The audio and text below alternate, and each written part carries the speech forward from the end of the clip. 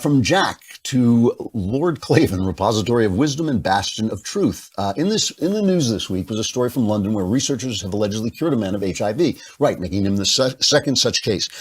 This is certainly an inspiring and monumental scientific accomplishment, but it has me wondering about what this kind of progress could indicate for the future of humanity. We live in a time when technology is developing amazing leaps and bounds. I find myself pondering with a fair amount of unease a future of humanity in which there's no suffering, no disease we can't cure, no flaw we can't edit out, no problem we can't fix. As a Christian, I believe in an intelligent design and God's plan. And while I don't pretend to know God's plan, I have observed that from the ashes of tragedy, good can often blossom. This brings me to my question, which is, what is your opinion on the relationship between technology, suffering, and spirituality? Should there be any limits to which problems we address with science? I love the show. Thank you for broadening my thinking and keep up the good work. Jack, I think that from my point of view, you're approaching this from the wrong direction. You don't have to worry about God's plan. God has his plan well in hand. God is bigger than you. He's stronger, faster. He practices while you sleep, okay?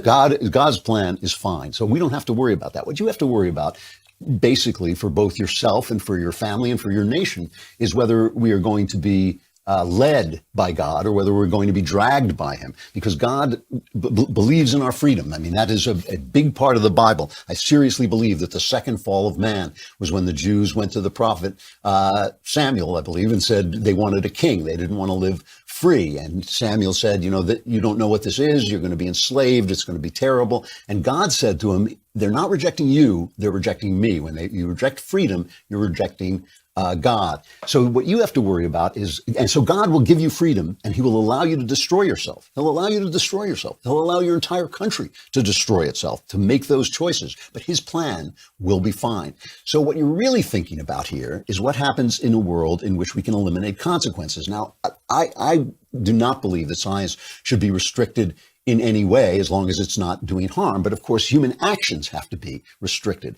I'll give you an example. I really have big questions about antidepressants. I think they are way, way, way overprescribed. Okay.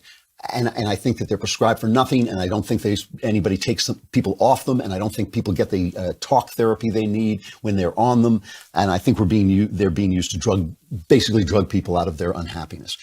I also think that using them creates the idea in society that we are chemical bags that can be fixed and tuned up, and that creates more depression. Depression is on the rise. It's not going down, even since the invention of antidepressants. That doesn't mean that antidepressants don't have a use. There are people who are depressed because of brain chemical imbalances who can be fixed that way. And that's a fair use of them. I just think they're overused. So it's people's actions using technology that are bad. The internet, greatest invention of my lifetime. Love the internet, changed my life. It's terrific. I love it every day. I'm always on it. I think it's great. You get addicted to porn on the internet because it's so easy to get your hands on it.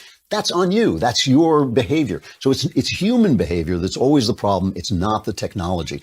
If we eliminate, remember, Jesus said that if you follow me, you are going to perform miracles even greater than mine. And that's what's happened to Western civilization. That's what's happened to Christendom, the heartland of science, the birthplace of science. We are going to perform incredible miracles. If consequences for bad actions are removed, those bad actions are going to remain bad, and you don't have to worry about God's plan playing itself out on bad actions. It will do that. It will happen.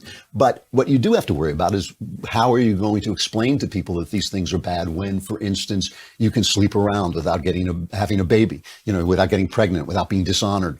How are you going to explain that that's a bad thing, that that's not the way you should treat your body? Well, people are still going to be unhappy if they do that. It's still going to be a miserable life. It's still going to be a miserable way to treat yourself. People who fall in love and have love are still going to be have more fulfilled and realized, because God's plan is still going to be in effect.